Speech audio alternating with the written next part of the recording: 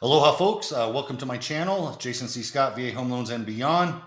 This is going to be a fairly long video, and I do take notes, so I'm going to reference them so that way I have limited editing post-production. And this is going to be a long video. However, I want you to pay attention because as you watch this video and you hear my story, you'll understand why I am the way that I am and why does that even matter to you. Okay, so let's start with the fact that the main reason for this video. Some of you that follow me, or actually most of you that follow me, know that I'm a very passionate guy, that I swear. I say fuck. I say bitch. I say shit. And I use it in connotations purely for descriptive purposes or whatever, because I'm passionate about something and that's just the way that I feel. I literally, my mind to mouth filter, not so great. But that's also why a lot of people love me. At the same time, though, apparently that's also why a lot of people don't like me, and that's okay. That's their right. However, when I put content out there, you all have a choice. You can choose to continue watching, take the information that I'm putting out, process it, use it however you want, or you can simply just scroll left, scroll down, whatever, go to the next video. However, if you don't like what I have to say, taking the low road and submitting a complaint about my content, well, I'll be honest, that is pretty weak, right? If you have a problem with me, just reach out to me directly. I will have a very healthy debate with you because, again, I believe in your right to feel the way that you feel, just like I have the right to feel that I feel, and no one other person's right is superior to the other and should cancel the other out. So that's the preface of this video. So we're going to get started. And the way we got to get started is I've got to go all the way back to the beginning so you understand why I am the way that I am today. So start off, I am the eldest of 4 boys. There's only 3 of us living now. I lost one of my brothers last year to a heart attack at the age of, let's see, there's 3 years difference between about 47. I think he was 47. Yeah, because I was 50, he was 47. Crazy. 4 boys, mom and dad that were married pretty much the whole time that we were being raised. But then after, I want to say, almost 40 years of marriage, my father divorced my mom. We grew up very poor, right? My father served in the military, got out of the military, did odd types of jobs, was a very talented and hardworking person. However, his temper normally would get the better of him. And I'll be honest, he had a lot of delusions of grandeur and wasn't willing to put in the work to do what it was necessary to advance, right? So he constantly changed occupations. My mom, and I'm not saying that makes him a bad guy, that's just who he was. My mom, on the other hand, grew up in a very middle-class family, was the youngest of her siblings, and was spoiled. Right. And my dad grew up on the wrong side of the track. So there you go. That's them. They had 4 boys, me being the eldest, and us being poor, not having a lot to survive on. We lived a very different kind of life than most folks. Most of the clothing I got when I grew up was hand-me-downs from cousins, because I do have a very large extended family. I have, I want to say, I think 18 cousins. First cousins, not counting second cousins, stuff of that nature. And, you know, that just was what it was. When it came to meals, you know, dad got to eat first. He was the lion, whatever, the king. And then the rest of us ate. And we were just bred with a very scarcity mindset as far as I can remember. Whoever could eat the fastest would get seconds, so that way they could get their belly full, right? It was just weird. Growing up, my parents were, me being the eldest, my parents were very strict. They didn't know what the hell they were doing. They didn't have books and people to reach out. I mean, they were just going based off of the way that they were raised, right? And trying to do the best that they can. And I'm not saying they did bad. It's just saying that is what it is. And in doing so, because we didn't have much, I learned at a very early age how powerful the dollar was. So at the age of, I want to say 9 or 10, I started mowing neighbors' yards, raking leaves, you name it. I always had a good work ethic, and I knew the power of money. However, anything I ever earned growing up went back into the collective. To this day, I have problems with that, right? I wasn't given the freedom, or I shouldn't say freedom. I wasn't given the education on the value of money other than it's valuable, but what to do with it. Because I'll be honest, my parents weren't financial patriarch or matriarchs, honestly. They did everything wrong. They filed bankruptcy twice during my lifetime. They used to write hot checks. If you know what that means, that's back when people actually used to write checks at the grocery store just to put food on the table. I mean, they did a lot of dumb stuff, right? So we didn't really exactly have the best education as far as finances go growing up. And then, of course, everything I earned, I didn't even get a say on what it was used for. In fact, a lot of times the money I made went back to the family. That was used to either buy school clothes. I had to use it to buy my own glasses because my parents didn't have adequate insurance at the time for me to have glasses when I was a young man. All kinds of things, right? And I'm not trying to say that these are negative. At the time growing up, yes, it drove me bananas. Looking back now in retrospection, I understand that I had to go through that in order to achieve and do the things that I've done to this day, right? Would I change it? Who knows, right? I mean, honestly, if I did, maybe I'm not the person I am today. But that's what it was, right? So, and then also to top it all off, because we were so poor, a lot of us were malnourished. Us four boys. I was bullied as a kid because honestly, I was tiny. When I graduated high school, I was 6'2" and 148 pounds. I looked like Skeletor. For those of you that remember growing up with He-Man, I literally looked like Skeletor without the muscles. I was like very, very thin, and that was just what life was, right? When I turned 18, that was my liberation day. And like I said, everything I earned, I couldn't decide what the money was going to be used on.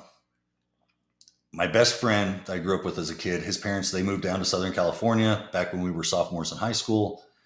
And we had this plan that once I turned 18, graduated high school, I was going to move to Southern California. Problem was I couldn't afford to do the bus ticket on my own because I couldn't control the money.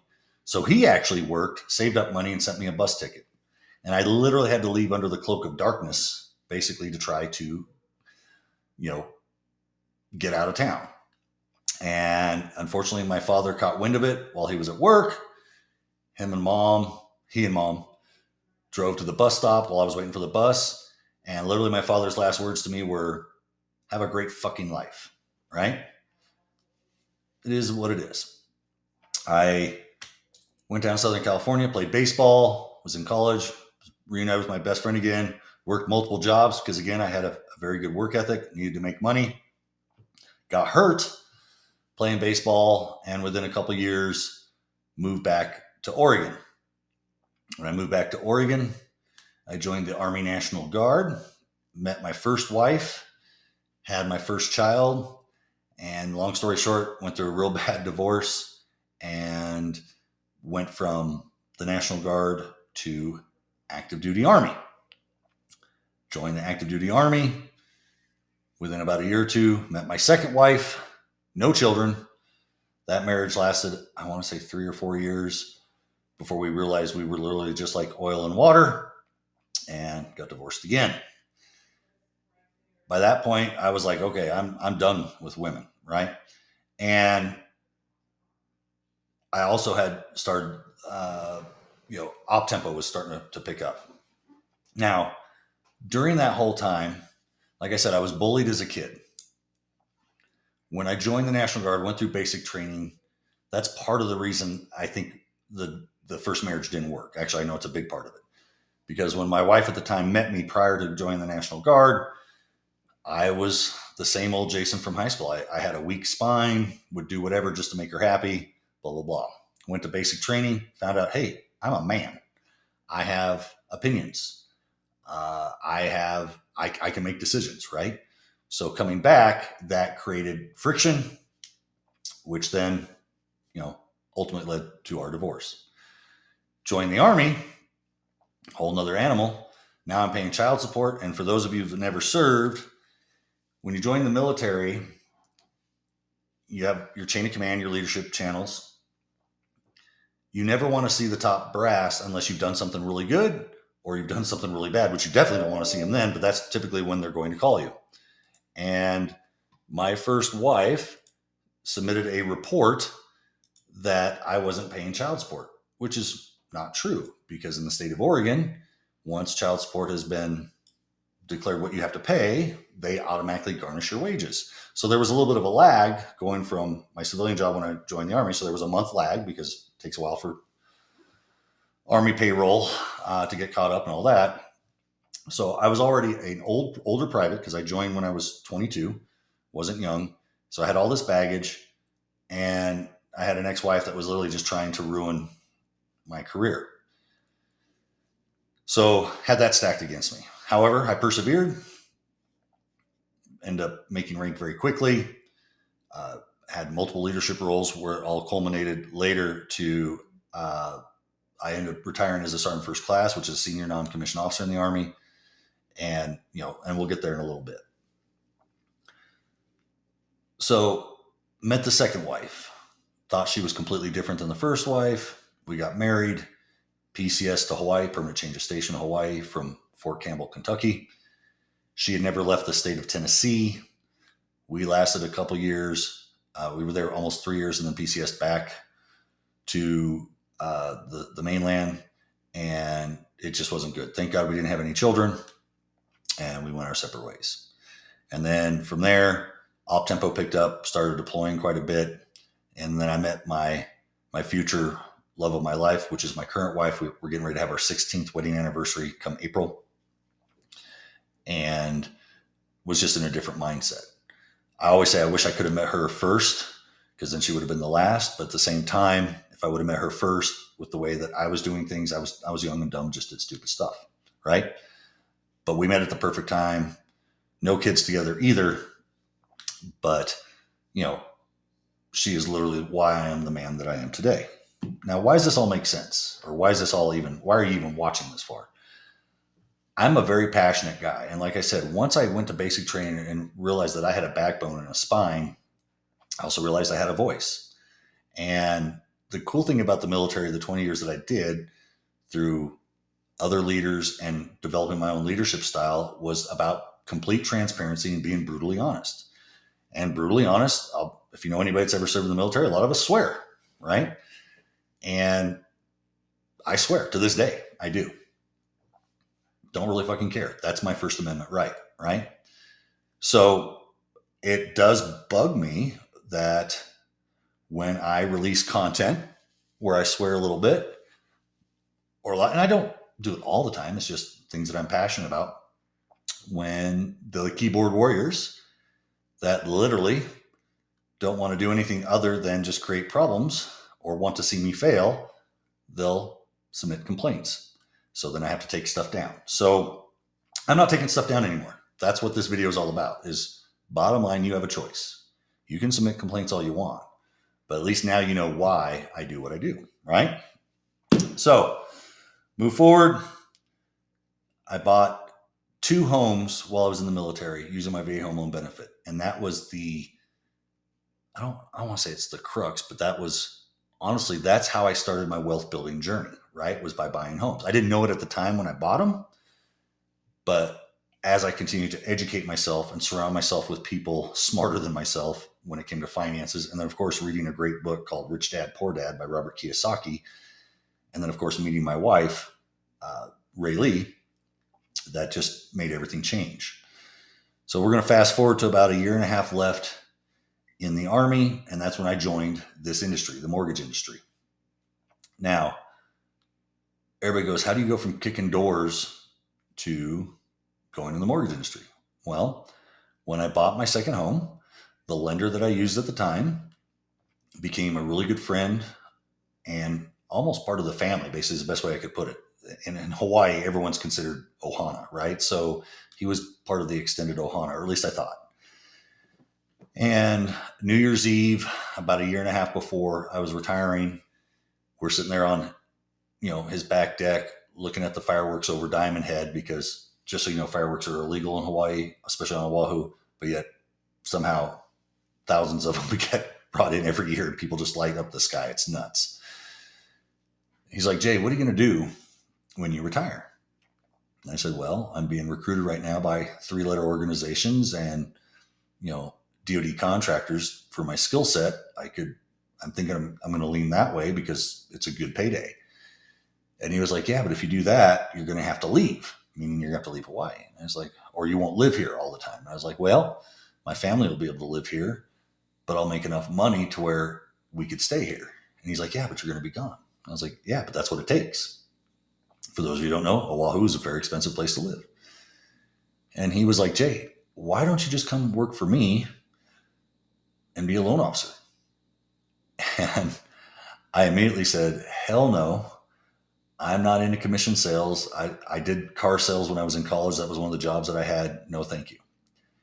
And he got pissed. Now, keep in mind, I'm 6'2", a shade bigger than 250 now. Obviously, being 51, I've gained some weight.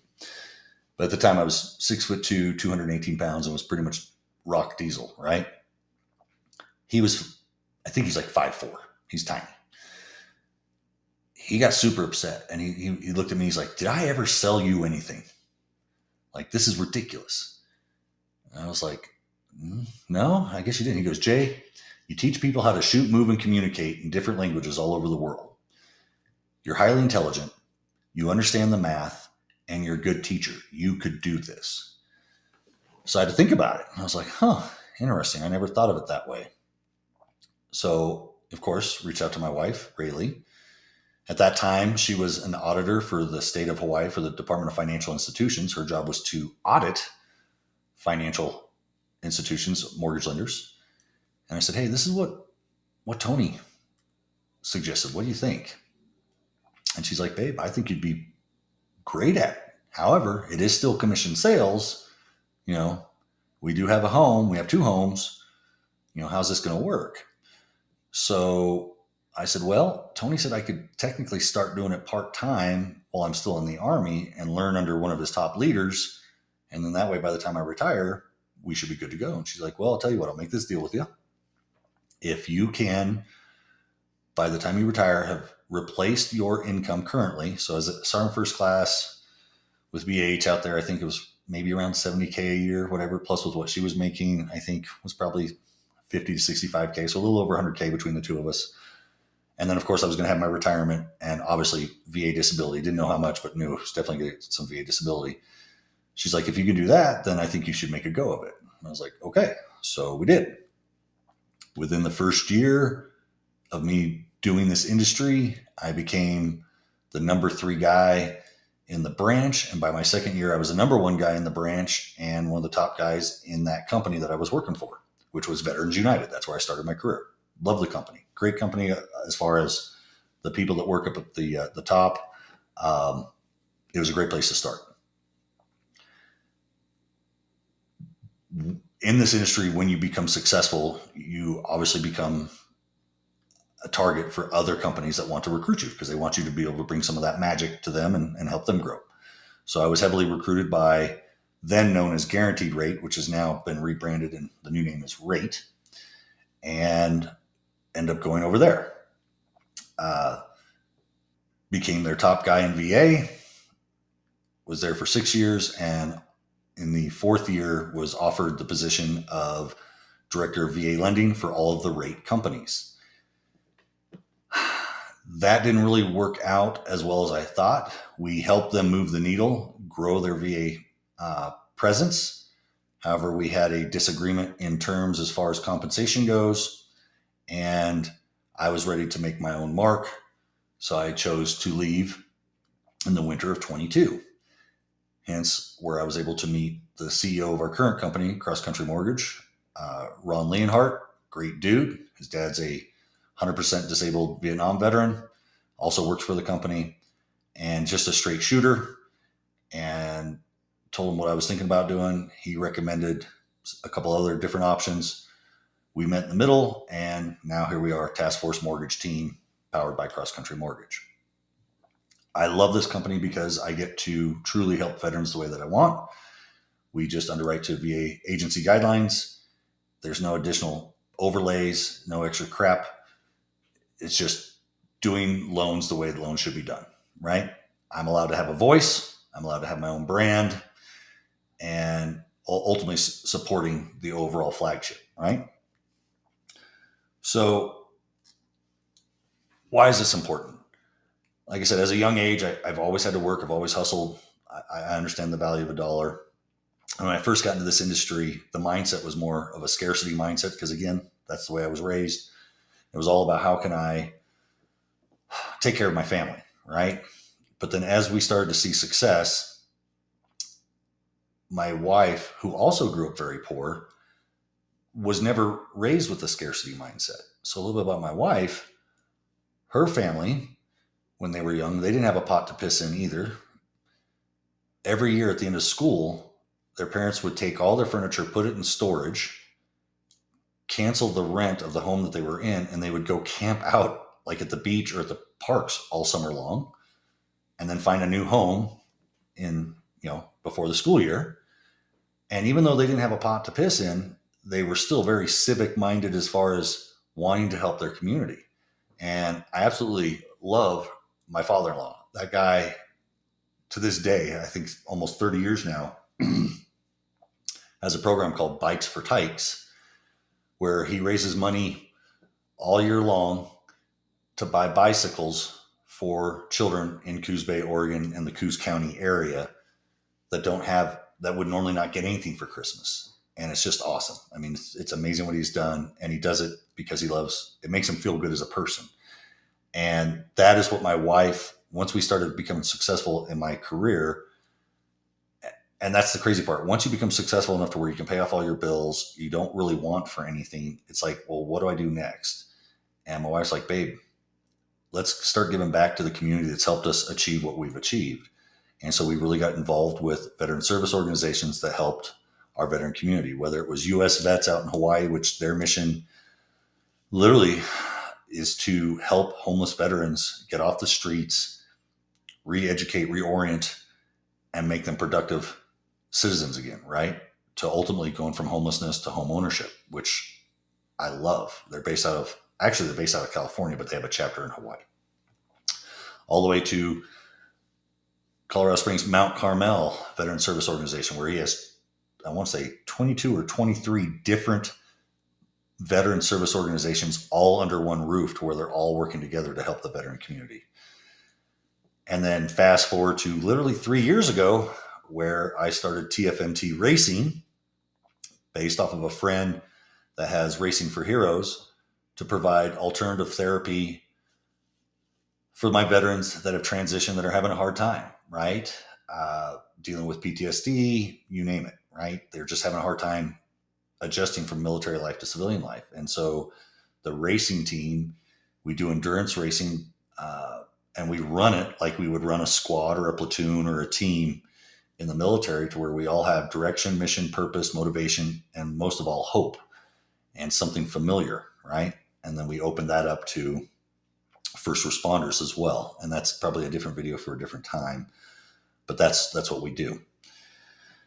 And it makes me feel good as a person, because I see firsthand the impact that we're having on folks that normally would become a statistic.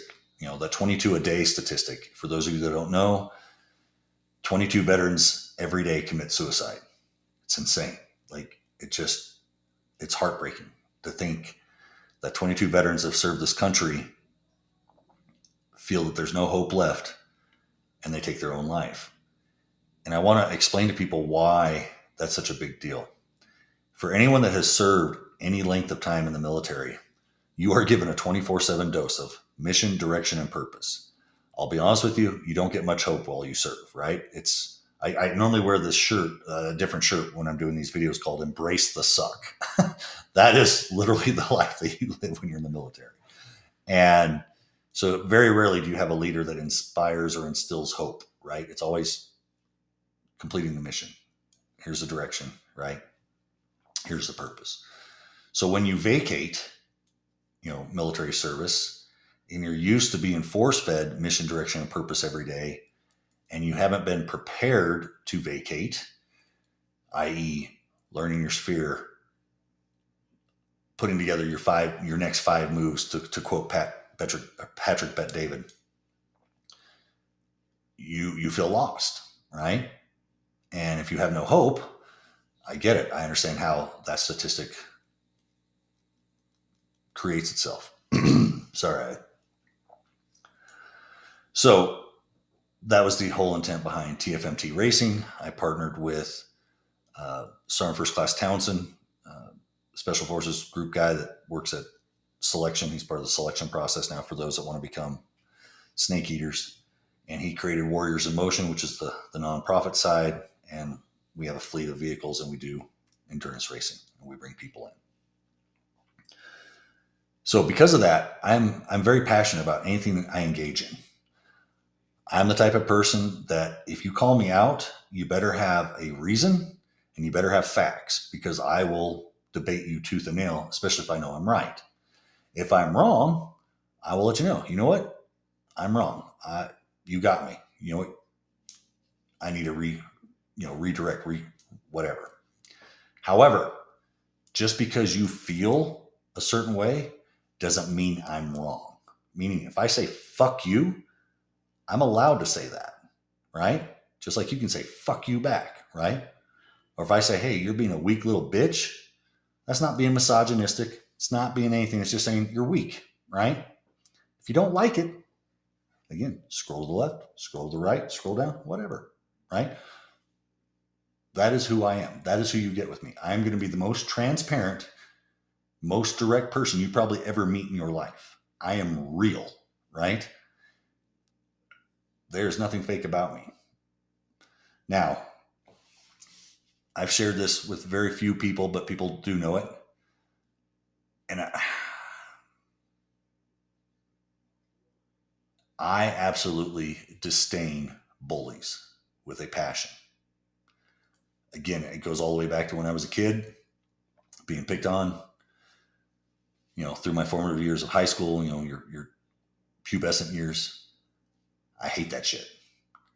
And, this whole, we've lived in a cloud for the last almost 4 to 6 years of the woke, where you couldn't speak your mind, otherwise you'd be canceled. I'm not living that way anymore. I think we have a huge opportunity now to reset the country. And I was listening to a podcast today where the gentleman said we should have 3 simple rules about the internet. 1, if you disagree, let's fight, right? Now, he doesn't mean physically fight. He means let's debate about it, right?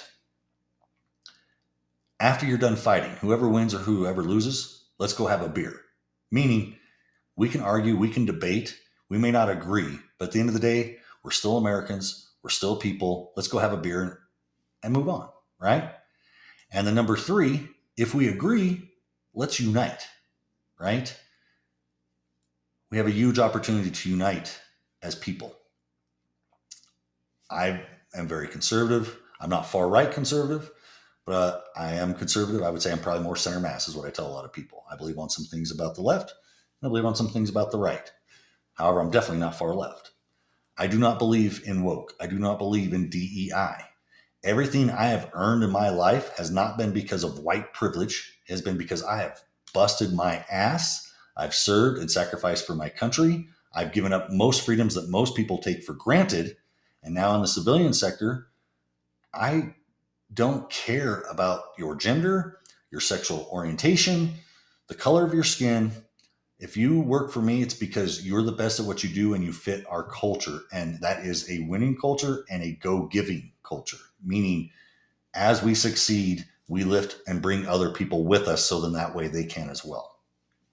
Has nothing to do with diversity, equality, and inclusion. Like, screw that. Everything is merit-based.